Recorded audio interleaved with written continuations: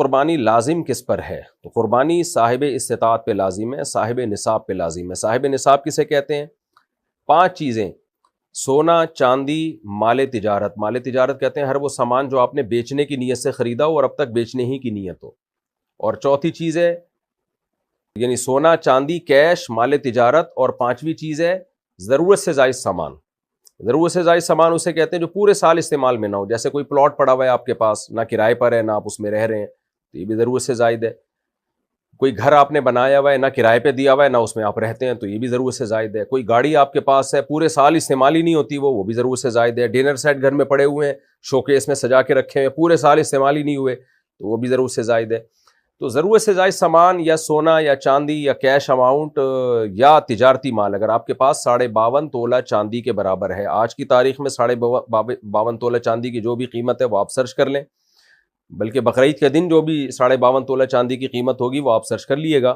تو جس کے پاس اتنا اماؤنٹ موجود ہو اس اماؤنٹ میں سے وہ قرضے بھی نکالے، مائنس کرے، اور جو ضروری خرچے ہیں جیسے گھر کا راشن آئے گا وہ ضروری ہے، گیس بجلی کا بل یہ ضروری ہے، تو یہ ضروری خرچے مائنس کر کے اگر کسی کے پاس 52.5 تولہ چاندی کے برابر رقم بنتی ہے تو اس پر قربانی لازم ہے۔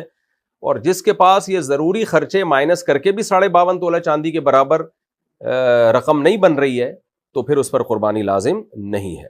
خواتین کے پاس عام طور پر چونکہ گولڈ ہوتا ہے اور کچھ نہ کچھ پیسے بھی ہوتے ہیں ان کے پاس، قرضہ نہیں ہے اگر، اور گھر کا راشن بھی خواتین نے نہیں ڈالنا ہوتا، وہ تو مردوں کی ذمہ داری ہے، تو گیس بجلی کا بل بھی مرد دے رہے ہوتے ہیں، تو اس لیے آج کے زمانے میں عام طور پہ خواتین پہ قربانی زیادہ لازم ہو رہی ہوتی ہے، مردوں پہ کم لازم ہو رہی ہوتی ہے، کیونکہ گولڈ ہوتا ہے خواتین کے پاس اور شریعت نے ان کے ذمے کوئی خرچے ڈالے نہیں ہیں، مردوں کے ذمے تو بہت سارے خرچے ہوتے ہیں۔ ایسی صورت میں خاتون پر بھی قربانی لازم ہوگی۔ ہاں، خاتون کی طرف سے ان کا شوہر قربانی کر سکتا ہے اجازت سے۔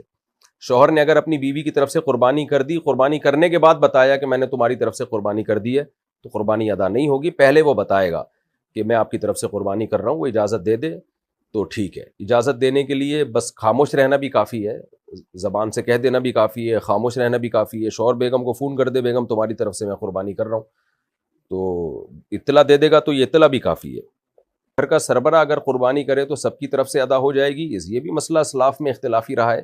بعض اسلاف اس کے قائل ہیں کہ گھر کا سربراہ اگر کرتا ہے تو سب کی طرف سے قربانی ادا ہو جاتی ہے، لیکن اس بارے میں بھی اس حدیث کی بیس پر ہمارا موقف یہی ہے کہ جو بھی صاحب استطاعت ہے اس پر قربانی لازم ہوگی، اور دلیل یہی ہے من وجد السعۃ لأن یضحی فلم یضحی فلا یقربن مصلانا، جس کے پاس بھی گنجائش تھی قربانی کرنے کی اس نے قربانی نہیں کی، وہ ہماری عیدگاہ کے قریب نہ آئے۔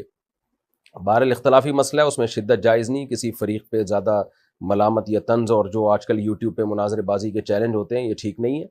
تو احتیاط بہرحال اسی میں ہے کہ جو بھی صاحب استطاعت ہے وہ قربانی کرے۔